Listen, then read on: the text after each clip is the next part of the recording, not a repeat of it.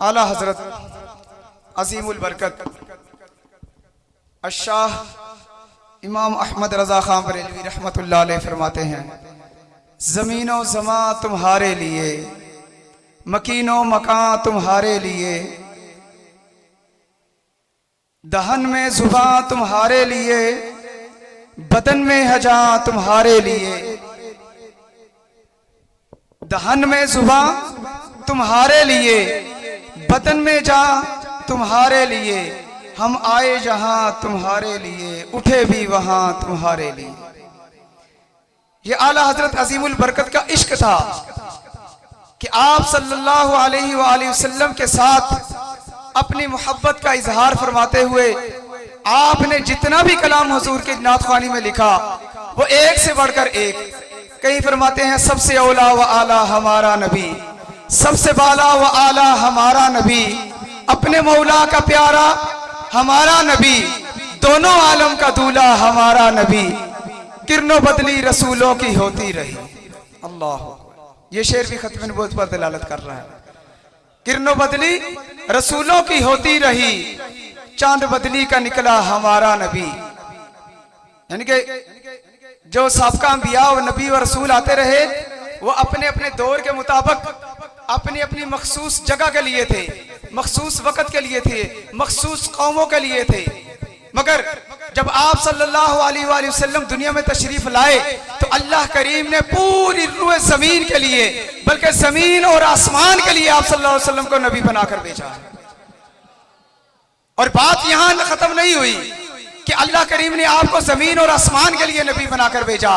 अल्लाह करीम ने आप सल्लल्लाहु अलैहि वसल्लम को पर खत्मे नबूवत की मोहर लगाकर यह फरमा दिया कि आपके बाद किसी नबी की गुंजाइश ही बाकी नहीं रही।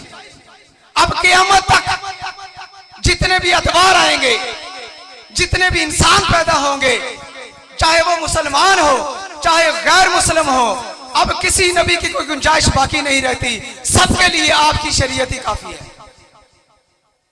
सबको हुजूर नबी करीम सल्लल्लाहु अलैहि वसल्लम की शरीयत के मुताबिक अपनी जिंदगी गुजारनी पड़ेगी। हुजूर नबी करीम सल्लल्लाहु अलैहि वसल्लम ने अपनी जिंदगी में बता दिया था कि मेरे बाद 30 मुनकरीन खत्म नबूवत पैदा होंगे। ये नहीं है कि किसी को पता नहीं था, ये हुजूर ने पहले ही बता दिया था कि 30 खत्म नबूवत के मुनकर पैदा होंगे जो अपनी नबूवत के झूठा ऐलान करेंगे। लेकिन वक्त ने साबित भी किया कि हुजूर के दौर में ही 2 मुनकरीन खत्म नबूवत ने ऐलान फर्क किया कि हम भी नबी हैं। एक को तो सहाबा किराम ने 3-4 माह के अंदर ही वासले जहन्नम कर दिया।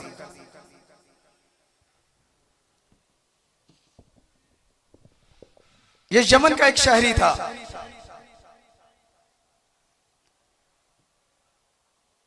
जिस वक्त इसका नाम था उसवत अंसी, यमन का रहने वाला।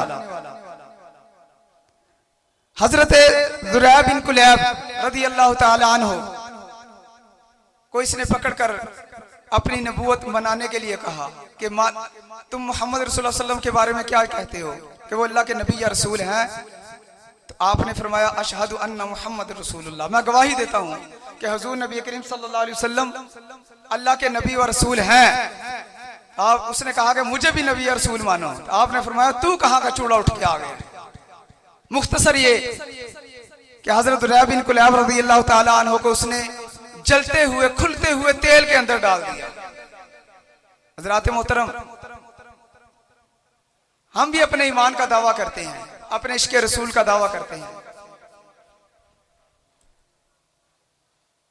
लेकिन सहाबा किराम का इश्क, उनकी मोहब्बत हुजूर के साथ देकर हमें उससे सबक भी हासिल करना चाहिए और सहाबा किराम की अज़मत को सलाम भी करना चाहिए।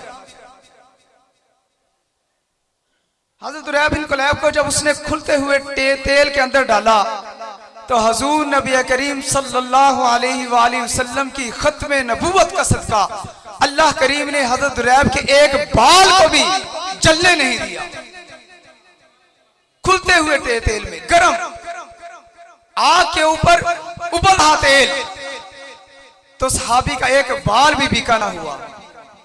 यह अल्लाह करीम ने पहली निशानी आप सल्लल्लाहु अलैहि वसल्लम की खत्म नबूवत की जो उम्मत के लिए एक निशान पैदा कर दिया कि जो शख्स मेरे महबूब की खत्म नबूवत पर पहरा देगा,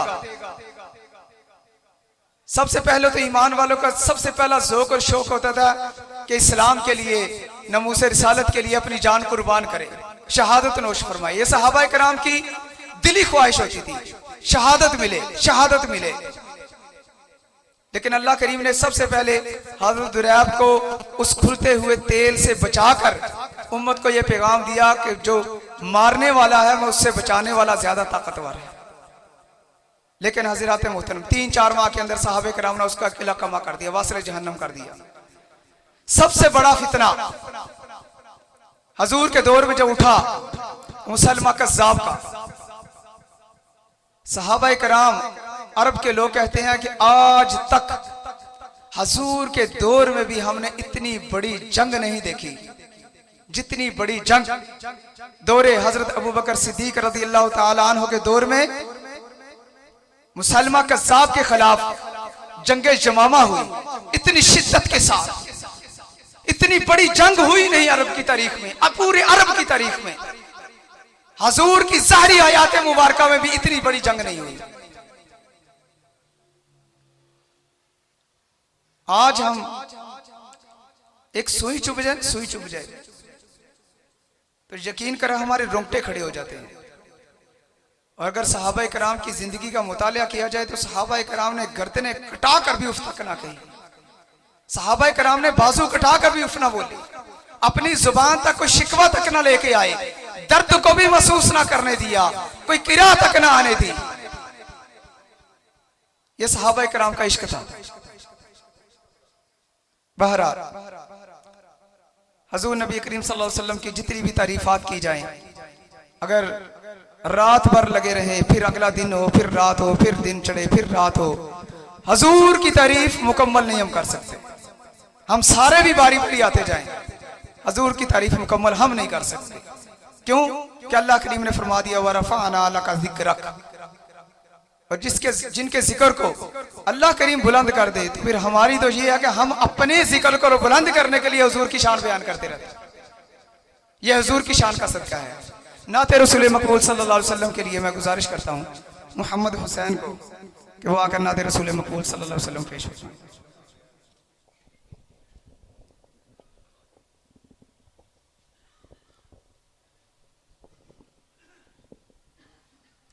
नारे तकबीर, सुस्ती का मुजाहरा ना करें। नारे तकबीर, नारे रिसालत, ताजदारे खत्म नबूवत